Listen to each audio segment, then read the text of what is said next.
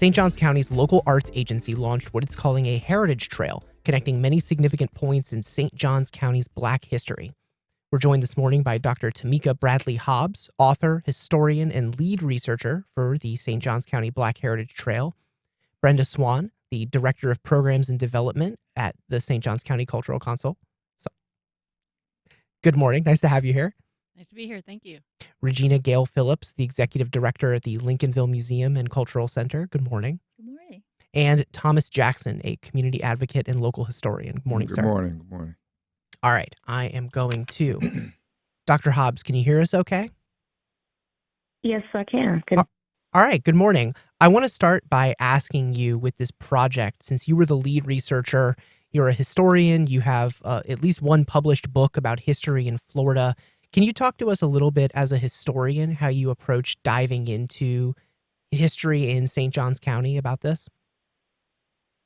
Sure. As a native Floridian, it was an honor to be invited to consult on the project. I was familiar over many years and during my career working with TJ Thomas Jackson at Fort Mose, and I, of course, have known Regina Phillips for years through our connection with the Florida African American Heritage Preservation Network.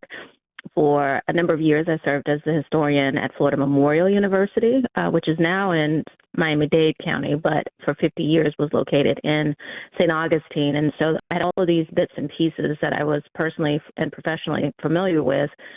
So to come in and take on the challenge of trying to sort through all of these stories. Dr. Hobbs, we're having a little bit of a connection error right now, and we're kind of losing you. I'm going to put you on hold for just a minute, and we'll take you back in a minute. Since we're talking kind of high level about this project and about the history of it, but Brenda, could you start by talking with us a little bit about how people can engage with this trail? Because the points on it are pretty wide spanning across St. Johns County in various areas. Sure, absolutely. So we have probably the quickest ways. We have a website, which is stjohnsculture.com/BH for Black History and Heritage, or Heritage, your preference. And that has a list of all the sites, a map where they're located. It has a few of the stories that are included in the printed version, which is you can pick up at the local visitor information centers, also welcome centers, Visit Florida welcome centers. We'll be distributing them there, and to some of the accommodations in probably the greater St. Augustine area. But probably the easiest way is to go on our website, and there's a flipbook version of the printed book, and as well as a web page that has all the sites listed where you can learn what you would see there and what you might want to experience more of when you go there. And I will say too, I know you guys brought some, and I've got a printed copy too. It's a really beautiful piece that has photos of all the things to look for and some additional historical information. While we're talking about it, I'm curious, since it's a little widespread, the idea of this is that it's self-guided too, right? And that you can kind of drive from point to point, maybe walk to some of them? Correct, yes. So, yes, definitely the idea is that you would, there's some that are pretty close together, particularly in downtown St. Augustine. But yes, there's several sites that are further out that share a different type of history, particularly like Armstrong Park, which is in the southwest portion of St. Johns County. That's where the southern terminus of the Gullah Geechee Heritage Corridor, which is pretty unique. And so we're so glad that we have that history here, and we can share it. Now more people will know about it, and there's signage there to learn more, picnic areas, that sort of thing. And then they have an annual event the first weekend of December. So that is one place you would definitely want to drive to. Or they have a bike trail. If you're a cyclist, you might want to ride your bike there. So I'm curious, and I'd love to hear all of your guys' perspective on this, how the different landmarks and sites on this trail were selected, because there's no shortage of places that are integral to Black history and the area's history overall in St. Johns County. So how were the areas selected? So part of what we did, and if we get Dr. Hobbs back on, she can talk more about this, but we had a series of public meetings, and one public meeting was more for the Thomas Jacksons and Regina Gayle Phillips of the area, the sort of the subject matter experts. to kind of come up with some priorities, and then we had the general public come in as well. And Dr. Hobbs rather led those discussions and the charrette, if you will, to develop the priorities, the stories that need to be told, the sites that need to be shared. And so the idea here is that though there is definitely narrative in the guidebook and on the website, the idea is that the sites themselves tell the story. So you go to the sites, and that's how we develop the themes and where to go and that sort of thing. Well, I want to talk about some of the specific sites that are on this trail, even though, I think any individual site on this trail could be worth an hour worth of discussion or easily more. But Ms. Phillips is the head of the Lincolnville Museum. Can you talk to us a little bit about the Lincolnville neighborhood, some of the sites there, some of the history there? Right. So Lincolnville is probably one of the oldest continuous black neighborhoods in the city, going back to 1866. I know Fort Mose was the first. I get a look from Mr. Jackson over here. But it has been in existence since the end of the Civil War. Hmm. And so it's been on the National Register of Historic Places as a historic district since 1991. So you have a lot of people who grew up in that area. A lot of our civil rights history comes out of that area. A lot of other history, Reconstruction, and different things that are part of Lincolnville history. So early education, St. Benedict's, Hmm. the Excelsior School where we're located. All of those things are part of the background of Lincolnville, which is still a community that is a heritage community that people come to. We have tours that come through there on a daily basis. Obviously, we have the museum where we do daily tours Hmm. and share that history as well.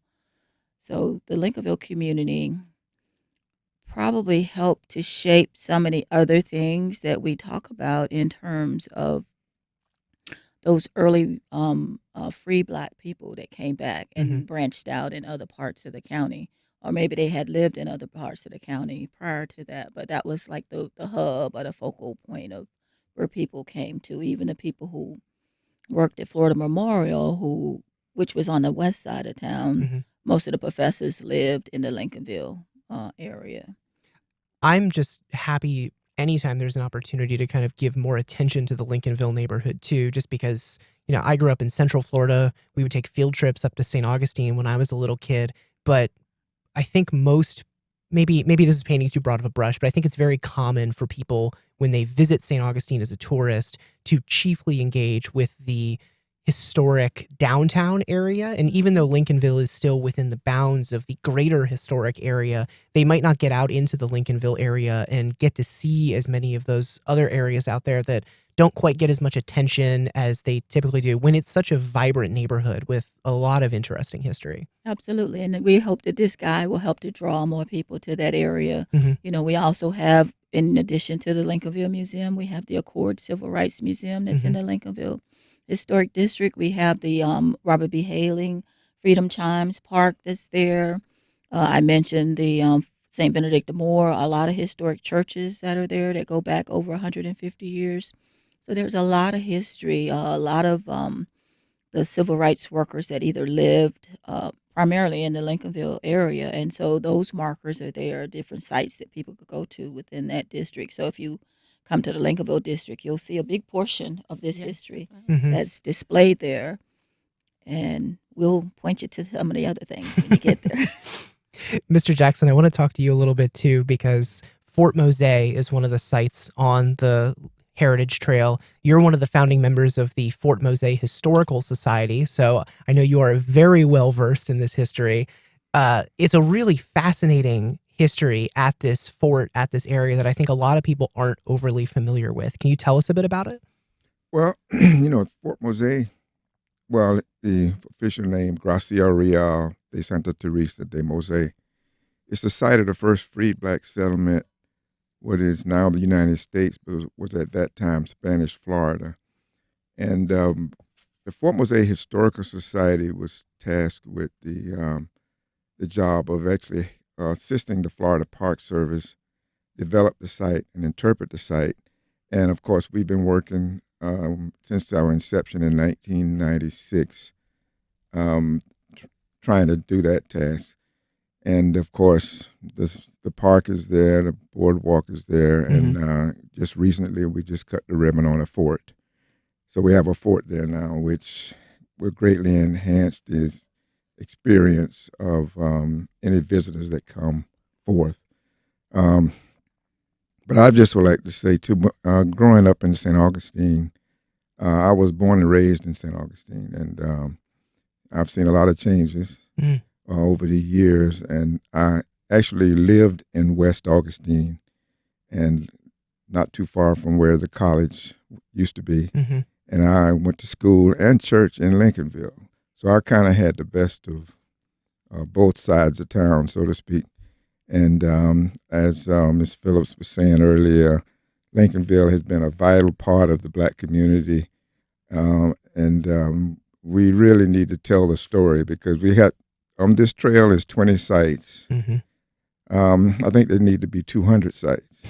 But I think we had, for the sake of brevity and finance wise, the 20 sites that was decided on were the ones that would probably give you questions Yeah. that would lead you to the other sites. Yeah. So I think it was it was kind of a labor of love doing this project, because I've always had the mantra that, when something was going on downtown, something was going on uptown, and something was going on overtown, and also on the west side. So when you think about history and telling the story of history, you really want to look at the total picture to get a total idea of what was happening at that time. So there was something going on all over St. Johns County, not just in downtown. Yeah. St. And for Augustine. centuries, too. For Yes. centuries. Yes. All right. I want to see. I think we have Dr. Hobbs back again here. Can you hear us okay, Dr. Hobbs? Yes, I can hear you now. All right, Good morning, everyone. fantastic. Well, look, we were just talking a little bit about Fort Mose and some of the other sites here. I wanted to see if you could talk to us a little bit about, this heritage trail spans centuries of history in St. Johns County, from the colonial era all the way up to the civil rights era, and even more contemporary than that. Can you talk to us a little bit about the challenge, or the process, I guess, of trying to condense and select these locations that span such a wide chunk of history? Yes, it was a beautiful challenge. As a public historian, it's whether it's an exhibition or a history trail like this, I really enjoy that process. You start typically with the physical spaces, and so the Lincolnville Museum and the Excelsior High School, Fort Mose, the Civil Rights Trail that already existed. There's so many wonderful locations that already kind of ground you when you come into a project like this. And then the next layer is filling in through research things that you don't know, other parts of the story. What was really happening in St. Johns County during the era of slavery, when it was a U.S. State and territory. That's not something that's readily available, but it's a gap that we really worked hard to fill as a part of this project, and telling the story specifically of New Switzerland, which was, again, new information for me. It was fascinating to learn about and to be able to visit the geography where that plantation once existed. I think the part that I enjoyed the most was our charrette, our gathering of local cultural keepers and long-term residents who were able to fill in those gaps for us. And what they shared with us just really gave us such a wonderful and powerful glimpse of the community networks and the tapestry of the various communities, whether it was West Augustine, Lincolnville, things that would, there's very little evidence of in terms of the teen clubs and the small Black businesses that existed during the era of Jim Crow and even later. And so that for us was like a gold mine that we were able to bring to life and incorporate into some of the text. I know we were having some issues with the phones earlier, so I want to go back to the first thing I asked you, which was, as a historian, you've studied Florida, you have a lot of experience writing about Florida. Can you talk a little bit about diving into the history of St. Johns County and kind of approaching this area? Was it different than other areas of Florida that you've studied, or? Oh, absolutely. I mean, this definitely was a labor of love. I have so many memories, even as a child and a young person, visiting St. Augustine on that social studies field trip to the fort. And then as during my professional career, I've had so many opportunities to come back and work and lecture. And then I spent as a faculty member and administrator at Florida Memorial University, which is now in Miami-Dade County, but they were located in St. Augustine, West Augustine for 50 years. That really began kind of my in-depth look into the local history of St. Augustine. And so the challenge, I think, is as you pointed out, trying to cover those roughly 5 centuries of Black life in the county with such a limited purview. We weren't writing a book. We needed to, populate a published guide, put up panels of text, and have a website. And so there really was a lot. You start, you go wide, and you write it up, and then you make decisions and try to be judicious about what actually ends up in the final project. And so it was great to be able to revisit. Great, of course, to work with both Thomas and Regina again. Regina's done such fantastic work and on the ground for years now, helping to interpret the Black history, and so many others. To have them at the table and to have their sites included in this project, we hope will also be a boost to their specific sites and the work that they're carrying on. Very nice. Very interesting. I'm going to put you on hold here for just a minute, but we're going to circle back to you too. Okay. Thank you. Mr. Jackson, since she mentioned that there's a lot of history here, there's a lot of thought that went into it, and you're not writing a book, so it's a totally different process than just collecting it and putting it into a book. I know sites like the Lincolnville Museum and the Accord Museum offer sort of a museum experience you would expect, where you walk into a museum and there are exhibits and these kinds of things. But Fort Mose is totally different than that. Fort Mose is a completely different experience of going to a place that has some real living history. What kind of experience do people get when they go to Fort Mose? Well, I wouldn't say it's totally different because there is a museum there, and the museum is kind of self-guided. Mm-hmm. We have different displays that when you walk into a certain zone, you get a first-person interpretation of life at Mose. So that, in a sense, that's kind of a museum setting. True. But we do have militia musters the first Saturday of each month between 9 and 11.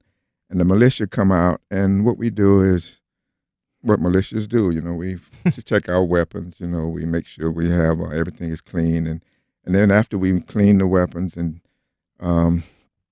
put together our rounds for firing, we do a couple of firings and let the public see how the Spanish commands were given at that time. And now we have a fort, so we can let people go through the fort and see some of the somehow the fort back at that time was constructed. Mm-hmm. Excuse me. So we have something that's tangible that you can see and feel and touch. And of course, it's on the intercoastal, Robinson Creek. So we've kind of got the setting as well. Of course, going downtown St. Augustine is a little different. So you have urban setting, so to speak.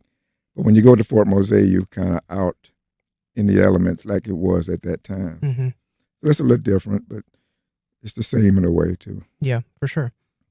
Well, if you're just joining us, we're talking to Dr. Tameka Bradley Hobbs, Brenda Swann, Gayle Phillips, and Thomas Jackson about the St. Johns County Black Heritage Trail.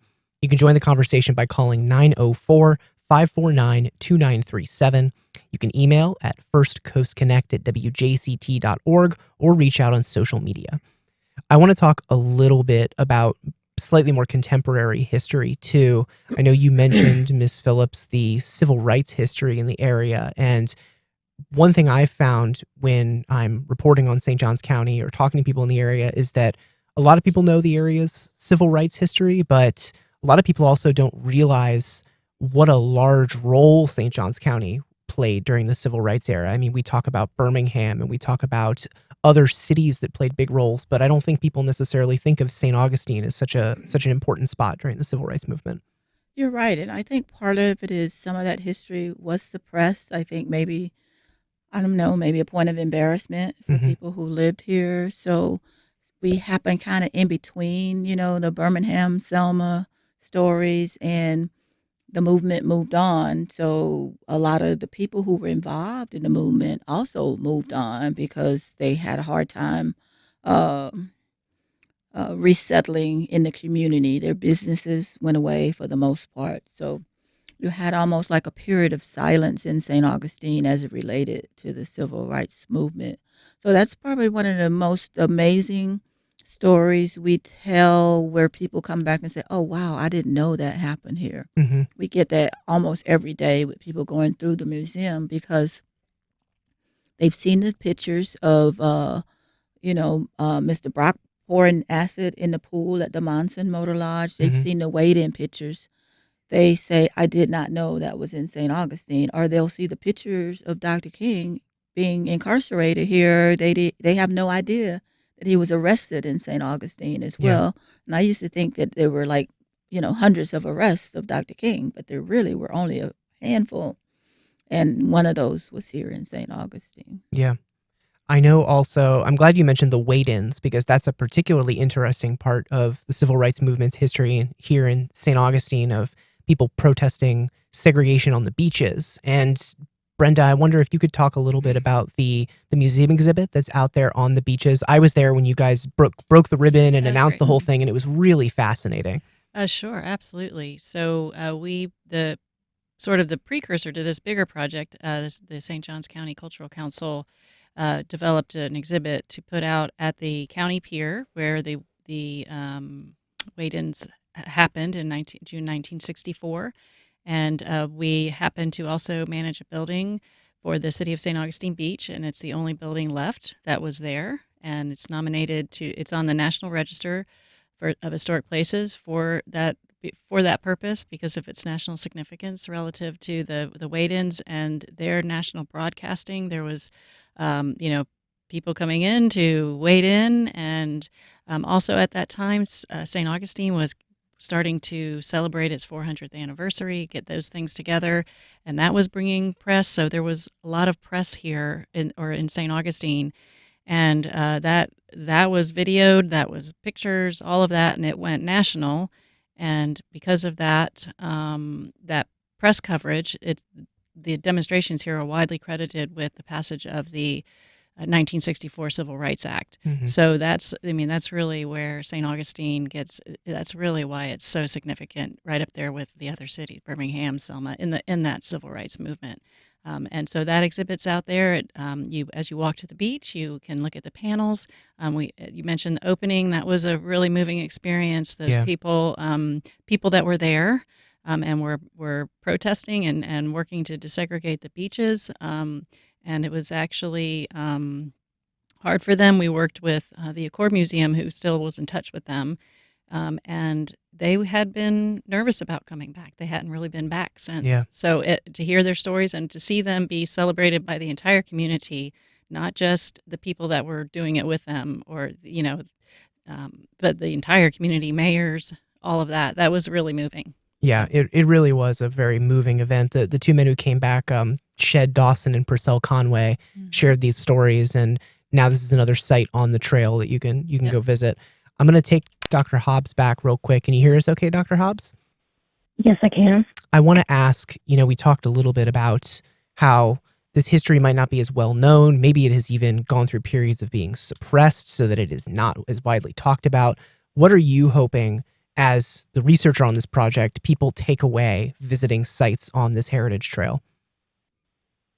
I always think it's wonderful that the local residents, when they are able to take a second look at their home county, at their neighborhoods, and with this guide and this information, discover an entirely new layer of local history that was unknown to them. I think for me, when I think about the impact possibly of this project, it's really that, to get people to reconsider the territory that they live in on a daily basis. And I think that really is important in terms of just thinking about the layered lives and how connected we all are. I think that's tremendously important. I also think it's really good to have had a extension, if you will, of the timeline for the civil rights movement, which we typically start talking about in St. Augustine in 1963. But there were students from what was then Florida Normal and Industrial Memorial College who let us sit in March of 1960. That was led and organized by Reverend Thomas Wright. And that has not always been talked about when people talk about the movement. And so we've included that, and I hope that people appreciate the presence of that HBCU, even though it's not in the town anymore. But they were very important in putting Florida on the map and making Florida congruent with other HBCU students who are involved in the civil rights movement. And so I think that over so many hundreds of years, they're just really fantastic stories in each century that I hope the community and visitors are able to appreciate. Very nice. Thank you. Well, look, I guess I want to ask one more time for people who might have joined us midway through the program. Could you guys tell us a little bit about where people can find more information about the trail, how they can engage with this, and what people can kind of do to get involved getting on this? Sure thing. So again, there is a website, stjohnsculture.com/bh, and it lists all the sites there. You can pull that up you can drive to the various sites throughout the county and walk it through downtown St. Augustine. So you can get it there. We also will have the printed guidebooks at visitor information centers around the area, and as well as in Visit Florida Welcome Centers if you're coming into the state and want to pick one up. And of course, you can always contact St. Johns County Cultural Council, and we'd be happy to get some to you. Very nice. Well, look, I want to thank you guys very much. Dr. Tameka Bradley Hobbs, Brenda Swann, Regina Gayle Phillips, and Thomas Jackson. Thank you guys so much for being here today. Well, thank you for Thank having me. you. Thank you.